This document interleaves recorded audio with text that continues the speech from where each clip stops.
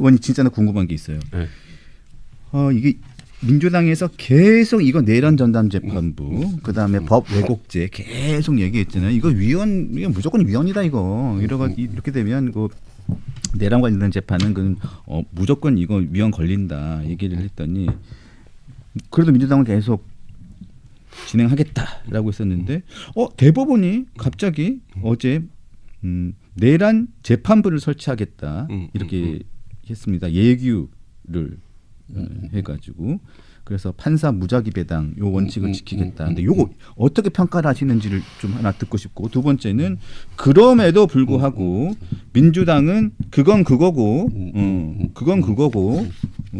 그래서 대법이 내란 재판부 필요성을 인정한 꼴이네라고 잘했어. 근데 그건 그거고 우리는 법안 통과시킬 거야라고 하고 있어요.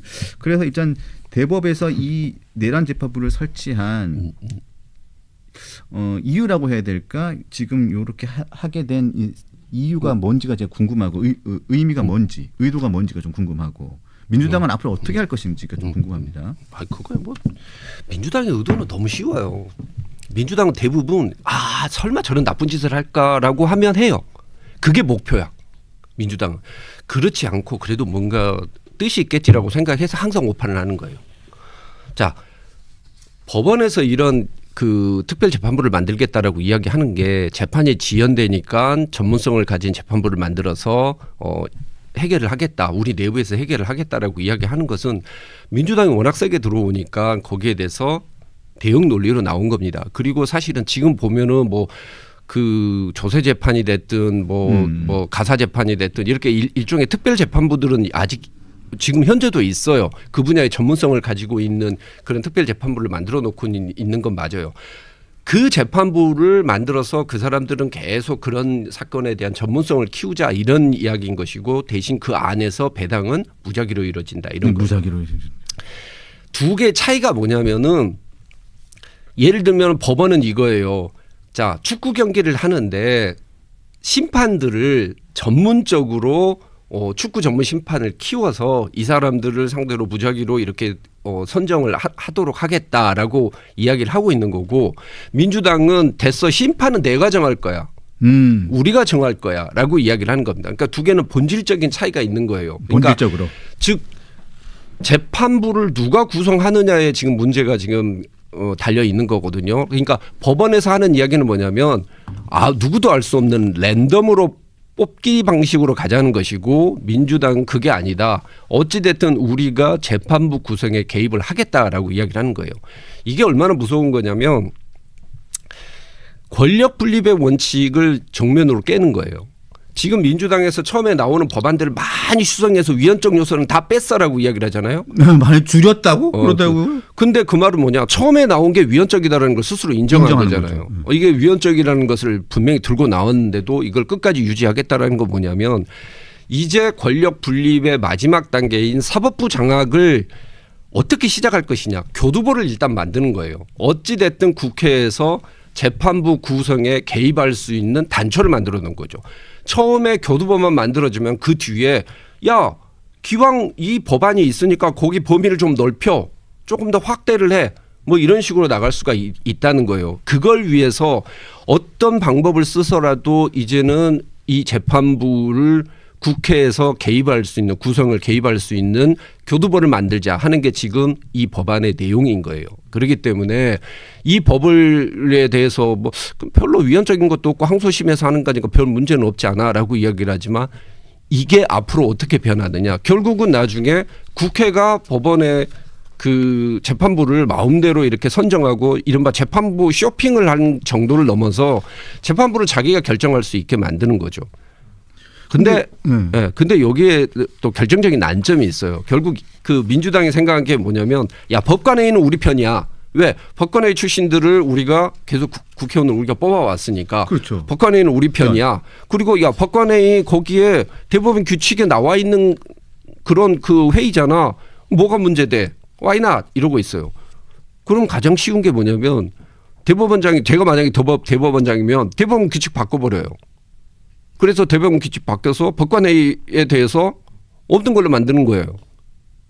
그러면은 대법원 규칙상의 법관회의라는 것은 존재할 수가 없어요. 그러면은 이 법이라는 것 자체가 무효가 되는 거죠. 무효가 되는 거죠. 근데 그런 걸 몰라.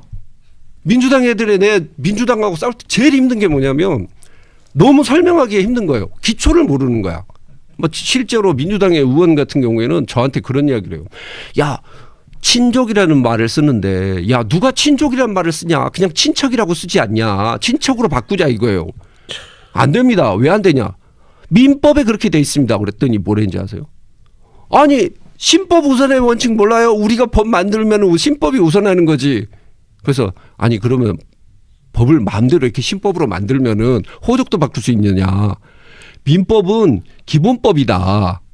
거의 헌법 다음으로 가는 기본법인 것이고 거기에서부터 기초가 만들어지는 건데 기초를 바꾸자는 건데 그게 말이 되냐라고 이야기를 하는데 신법의 우선의 원칙만 이야기를 하는 거야. 대등한 법률끼리 있어서는 신법이 우선하겠지. 근데 그런 걸 설명을 하다가 정회를 했어요. 그리고 나서 딱 한마디를 했지. 의원님 이거 나중에 의사록에 남으면 두고두고 개망신이니까 뺍시다. 그러니 빼. 나도 이거 그랬어요. 누굽니까?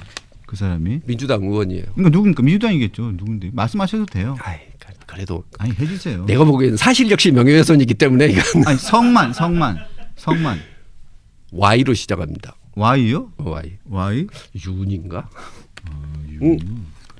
윤.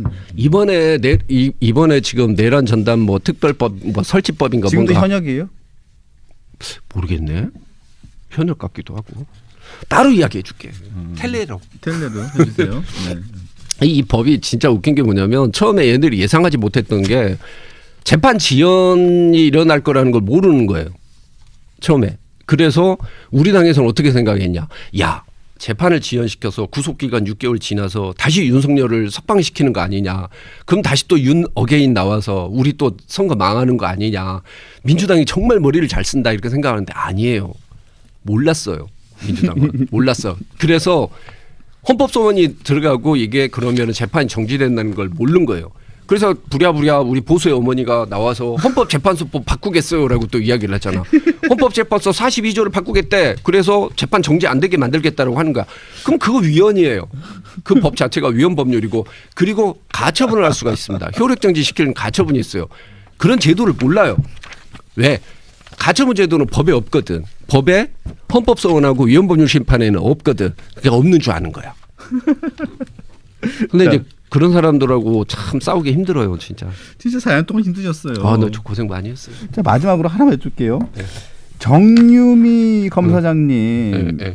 진짜 지난번에 그 여러 분들이 저기 그 대장동 항소 포기 관련해 가지고 검사장들이 진짜 다른 것도 아니었어요. 그냥 왜 항소 포기를 했는지 그 이유를 설명해 달라. 노만석 당시 대검 차장한테 물어봤는데 여러분들을 진짜 인사 이동을 시키고 강등시키고 했죠. 그 정유미 검사장이 이분만 제가 보니까 좀 알아보니까 이분만 그 인사명령 처분 취소 소송을 내면서 집행정지도 신청을 했습니다. 그건 왜냐하면 대검검사급에서 고검검사급으로 내려버렸으니까. 네. 그리고 얘기를 들어보니까 이게 인사위원회를 열렸는데 내부에서 반대가 있었는데도 그거를 묵살해버리고 그냥 강행을 했다? 이런 경우 보셨어요? 아유, 뉴 노말 시대라서 지금 뭐 검찰 인사나 뭐 이런 걸 보면은 그런 거 있잖아요. 한계가 없구나 민주당은. 그러니까 기본적으로 민주당은 상상력의 한계가 이게 태양계를 이미 벗어나서 안드로메다까지 가 있는 거예요. 법이 기본적으로 한정하고 있고 상정하고 있는 그 룰이 있으면 그걸 벗어나는 게 개혁인 줄 아는 거야. 그러니까 뭐 예를 들면 할아버지를 아버지로 만들고 아버지를 할아버지로 만들 수 있어야 이건 개혁이라고 생각하는 거지. 그러니까 왜 그러냐. 머리가 나빠서 그런 거예요. 그러니까 지금 이 인사 같은 경우도 보면은 저는 이제 그 이야기를 많이 하잖아요. 권태호 그 전에 그 검사장이 고검검사로 이렇게 강등시킨 거 그때 그거 강등시켰지만 그 소송에서 결국 권태호 검사장이 졌습니다. 그렇기 때문에 인사 재량 범위 안에 있다라고 이야기를 하는데 우리나라 그 행정 소송을 했었을 때 제일 많이 그 나오는 것 중에 하나가 뭐냐면 재량권 일탈 남용이에요.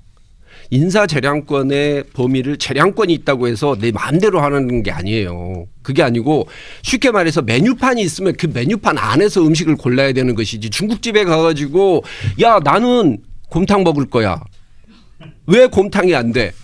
이 적폐들 이렇게 이야기하는 거랑 똑같아요. 얘네들은. 그러니까 한계가 없는 거지. 근데 그거를 자기들은 개혁이라고 생각을 해. 인사권 재량 그 일탈 남용이 될 수밖에 없는 게 뭐냐면 권태호 검사장 같은 경우는 이런 거였어요. 그 전에 명백한 비위 사건이 있었고 다만 그게 징계 시효를 지났어요. 징계 시효를 지났지만 감찰위원회에서 보고 야 이거는 너무 심하다. 야 강등해라고 이야기를 했고 인사위원회가 열려서 심의를 통해서 강등을 하자. 두 가지 절차를 거쳐서 강등시킨 겁니다. 근데 지금 이 경우는 뭐냐. 명백한 비위가 아니에요. 전혀 비위가 없죠. 그냥 뭐 야 설명 좀 해. 야 설명해놨다고 강등시키는 게 어디 있어요. 그러면 의약품에 설명서 쓴 것도 그것도 그러면 범죄지. 그러니까 이런 말도 안 되는 짓거리를 지금 하고 있어서 저는 제가 봤었을 때 이건 재량권의 일탈 남용이다라고 볼 소지가 꽤 높고 사실 정유미 검사장 같은 경우에는 여걸이에요. 여걸. 이런 표현 쓰면 안 되나. 아무튼 대인배예요. 대인배. 우리 저 대통령이 아주 싫어하신다는 대인배인데 정유미 검사장의 유명한 일화가 있습니다. 옛날 법무부 근무할 때 모 여성 검사가 그 장관님 옆에 앉아서 오라버니 막 아양을 떤 거예요. 주변에서 너무 꼴보기 싫어서 그만해라라고 이야기를 하는데도 왜 우리 오라버니 앞에서 내가 있는데 왜 시기하느냐 이러면서 막 앵겨 붙으니까 그때 정유미 검사가 분연히 일어나서 저거 내가 취업을랑께 광주 사람입니다. 그러면서 헤드락을 걸고 끌고 나갔다는. 정유민 검사는 제가 봤었을 때 후배들한테도 매우 엄격해요. 본인한테도 엄격하고. 그래서 뭐 그렇게 인기가 많고 그러진 않겠지만은 저는 감히 이야기하자면 만약에 제가 뭐 저와 관련된 사건을 누가 맡을 것이다라고 했으면 정유미 검사 가 맡으면은 공정하게 할 거라고 저는 생각하는 그런 후배 중에 하나입니다. 알겠습니다. 예. 자, 진짜 어렵게 우리 김 의원님을 모셨는데 뭘 그렇게 어렵다고? 아니 어려워요. 아니에요, 안 어려워요. 자, 김 의원님 새해 연초에 한 첫째 주나 둘째 주에 다시 한번 뵙겠습니다. 자, 꼭 뵙도록 하고 약속을 공개적으로 하셨으니까 좀 조만간 뵙도록 하겠습니다. 그래요? 네, 하신 거예요. 네, 하신 겁니다.